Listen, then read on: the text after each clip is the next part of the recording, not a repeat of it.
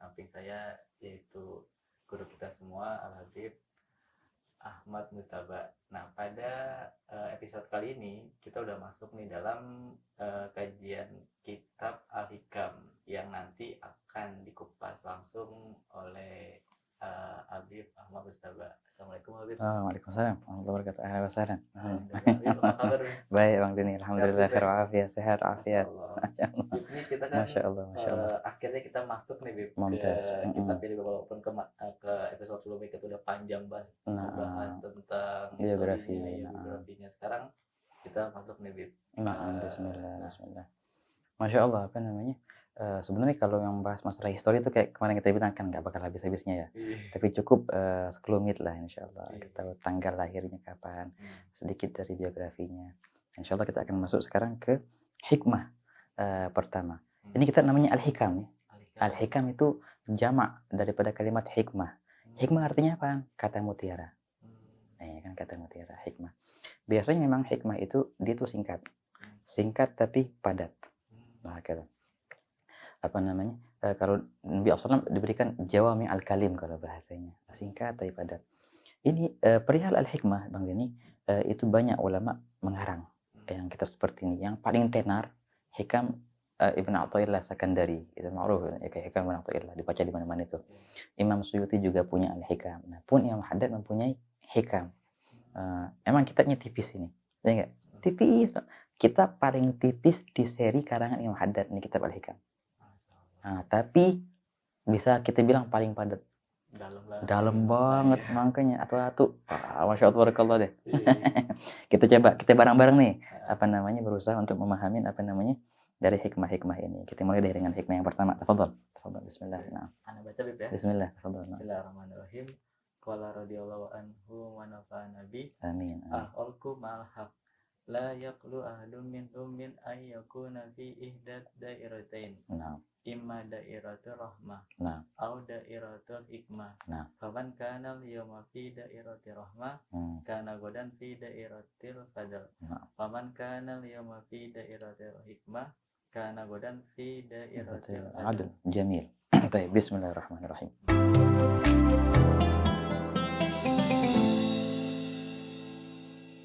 Ini hikmah pertama dalam kitab Al-Hikam. Di sini Imam Haddad sebelum kita ngertiin satu persatu membahas masalah perihal apa namanya keberadaan seorang hamba di lingkaran mana. Nah, perihal masalah apa? Perihal hubungan antara dia dengan Allah Subhanahu wa taala. Allah taala telah membuat dua lingkaran untuk hamba-hambanya. Pasti tiap-tiap hambanya, baik pun itu manusia ataupun jin, muslim atau kafir, pasti dia berada di salah satu dua lingkaran ini. Nah, bila mana dia ada di lingkaran pertama, maka apa statusnya dan apa masa depannya, gitu. Dan bila mana dia di lingkaran kedua, maka apa statusnya dan apa masa depannya. Itu sekarang temanya sekarang ini. Nah, kalau kita artiin satu-satu nih. Radhiyallahu anhu wa nafa'ana bih. Al-khalqu ma'al haq. Al-khalq, para makhluk itu, ma'al haq bersama Allah Subhanahu wa taala. Perihalnya itu la yakhlu, tidak mungkin kosong, ahadun minhum, tiap-tiap seorang dari mereka, min an yakuna, daripada adanya orang itu fi ihdad dairatain, dalam salah satu dua lingkaran. Jadi pasti semua hamba Allah pasti masuk di salah satu dua ini. Kalau nggak di sini, nggak ada lingkaran ketiga, cuma dua lingkaran saja. Baik. Pertama namanya imma dairatul rahmah. Ada kalanya dia berada di lingkaran rahmat namanya. Satu nih. Yang kedua, dairatul hikmah. Ada kalanya dia berada di lingkaran hikmat. Hikmah. Dua lingkaran Bang Deni. Pertama lingkaran rahmat, kedua lingkaran hikmah. Mumtaz. Rahmah dan hikmah. Oke. Kita akan jelasin nih, apa sih lingkaran rahmah? Kenapa dinamakan lingkaran rahmah? Kedua, lingkaran hikmah. Kenapa dinamakan lingkaran hikmah? Oke. Sekarang langsung beliau membahas masa depan. Faman kana al-yawm, maka barang siapa al-yawm dia hari ini, maksudnya di dunia. Barang siapa dia di dunia ini berada fi dairatul rahmah, adanya di lingkaran rahmah, maka kana ghadan fi dairatil fadl. Maka niscaya besok nanti, besok kapan? Hari kiamat, di akhirat nanti. Dia akan berada di lingkaran karunia. Jadi lingkaran rahmat itu akan membawanya ke lingkaran karunia nanti di akhirat. Oke. Wa man kana al-yawm fi dairatil hikmah, dan barang siapa orang yang hari ini di dunia berada di lingkaran hikmah, maka kana ghadan fi dairatil adl, maka esok di hari kiamat dia akan berada di lingkaran keadilan. Gitu. Jadi lingkaran rahmah membawa ke lingkaran karunia. Lingkaran hikmah membawa ke lingkaran keadilan. Ini arti dari hikmah ini. Maksudnya apa ini? Maksudnya apa ini? Lingkaran rahmah itu ntar nembusnya kemana itu? Nembusnya ke lingkaran karunia. Lingkaran hikmah nembusnya ke lingkaran keadilan. Maksudnya apa sih lingkaran? Oke, jadi begini Bang Deni. Seorang mukmin di dunia ini pas dia diberikan taufik untuk melakukan ta'ah, ya enggak? Pas dia diberi taufik melakukan ta'ah itu, apakah dengan daya upayanya atau enggak, itu hadiah dari Allah Ta'ala? Ayo, gimana? Kaif ra'yukum min antum? Bisa nggak melakukan suatu ketaatan tanpa Allah Ta'ala berikan dia rahmat, tanpa Allah izinkan untuk dia melakukan taat itu? Nggak bisa kan ya? Nah, makanya inti daripada ketaatan itu adalah karunia dari Allah Ta'ala, rahmat dari Allah Ta'ala. Dengan rahmat itu baru dia bisa bertaat. Nah, kalau Allah Ta'ala tarik rahmat itu, tak bisa dia sholat. Wala hatta nyebut nama Allah Ta'ala. Nah, berarti lingkaran rahmat adalah lingkaran ketaatan di sini.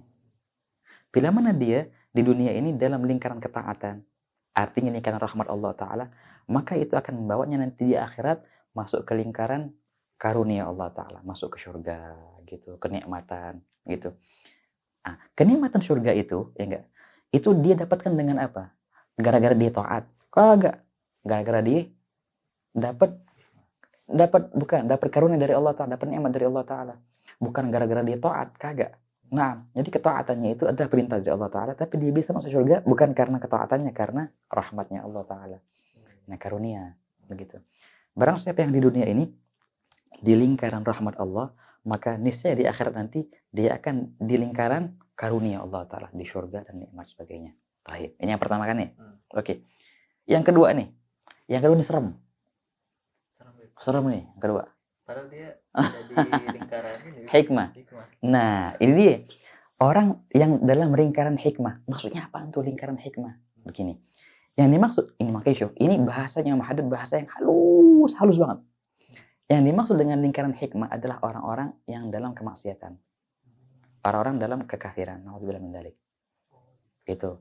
Imam Muhaddad nggak bilang lingkaran azab atau lingkaran kemurkaan. Kagak. Namanya lingkaran hikmah. Maksudnya apa? Lingkaran pelajaran. Maksudnya gimana? Dengan maksiatnya itu, kekafirannya lah, jauhnya dari Allah Ta'ala, itu menjadi pelajaran buat orang mukmin yang lain. Mengambil pelajaran dari dia. Dari peristiwa yang buruknya itu. Mengambil i'tibar, mengambil hikmah dari perilaku buruknya itu. Nah, makanya dinamakan lingkaran hikmah. Syuh begitu, syuh. Dalam banget.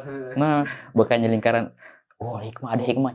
Artinya hikmah itu artinya lingkaran kemaksiatan, lingkaran keburukan. Dan Imam Muhaddad nggak mau bilang lingkaran keburukan, lingkaran hikmah namanya. Barang siapa yang berada di dunia ini dalam lingkaran hikmah, sekiranya perbuatannya itu menjadi hikmah buat yang lain. Menjadi pelajaran buat yang lain. Nah, maka niscaya besok nanti di hari kiamat, dia akan berada di lingkaran mana? Kalau gitu, pasti di neraka. Kalimat neraka, kalimat azab diganti dengan lingkaran keadilan Allah Ta'ala. Nah, maka Allah Ta'ala akan mengadilinya tergantung dengan perbuatannya. Dosa satu, ya azab satu. Gitu, keadilan. Nah, tapi kalau yang pertama tadi, yang orang dalam lingkaran rahmat, ya enggak, yang taat, di akhirat nanti, apakah dengan keadilan? Enggak, dengan karunia. Dia masuk surga bukan dengan keadilan gara-gara dia taat dikasih surga, kagak. Masuk surga gara-gara karunia Allah Ta'ala. Kalau seandainya dia masuk surga dengan ibadahnya, kagak bisa dia masuk surga. Kan udah cerita yang ma'ruf itu. Yang orang mau bayar nikmat dengan ibadahnya, kagak bisa ditimbang dengan satu matanya. Kenikmatan yang ada di matanya itu. Dia, tafadhol, silahkan. Nggak bisa dia menunaikan, membayar nikmat satu mata dengan ibadah yang 500 tahun itu. Dalam cerita itu kan. Makanya, orang yang di daerah, yang di lingkaran rahmah, di akhirat nanti akan berada di lingkaran karunia. Di surga. Tapi orang yang berada di dunia ini dalam lingkaran hikmah, di akhirat nanti akan berada di lingkaran keadilan. Betul. Nah, masuk neraka dengan keadilan, diadab dengan keadilan, bukan dengan kezaliman. Nah, begitu. Wahakadha. Hal ajib. Ajib banget ya. Sampai kagum gitu. Ajib. Nggak bisa Masya ngebalikin Allah, apa-apa Allahu dari- Akbar. Ini ntar satu-satu Bang Denny kita bahas, makin kesana makin, wah makin bener. Ntar kok bisa gini ya? Dapat dari mana ya? Ada nih kata-kata kayak gini. Makanya kan Karena namanya sampai kagum hikmah. banget ngeliat antum nih yang sarain ini. Yang namanya kan namanya hikam Hikam. namanya. Singkat tapi padat. Masya Allah. Nah, Berarti begitu. ini, karena kita di dunia cuma ada dua golongan. Dua golongan, betul. Golongan tadi yang dijelasin rahmat dan hikmah. Masya Nah, Allah. begitu. Halus banget nih. Halus bahasanya. Iya, Betul, zaman halus. sekarang kadang-kadang orang ente maksiat terus. Nah, ya. itu. Imam aja maksudnya dia katanya itu udah benar di Keren banget. Nah, pengertian hikmah juga. Maksudnya gimana ya? Kok maksiat hikmah? Sekiranya orang lain bisa mengambil hikmah dari perbuatannya itu. Oh, si fulan tuh meninggalnya su'ul khotimah. Kenapa? Karena emang dia kebiasaannya buruk. Itu kan jadi orang lain mengambil pelajaran. Nah, berarti itu hikmah. Gitu. Wah, kata Bang Denny. Gitu. Masya Allah. Masya Allah antum. Ajib, marhaba. Iya, kalau misal nih pasal obat satu pasal yang udah Habib Ahmad Mujtaba dikupas di sangat-sangat luar biasa, dan juga kita ketemu lagi di episode selanjutnya. Saksikan terus program Kata Mutiara bersama saya Muhammad Denny dan guru tercinta kita Habib Ahmad Mujtaba. Saya pamit mengundurkan diri. Wassalamualaikum warahmatullahi wabarakatuh. Waalaikumsalam warahmatullahi wabarakatuh.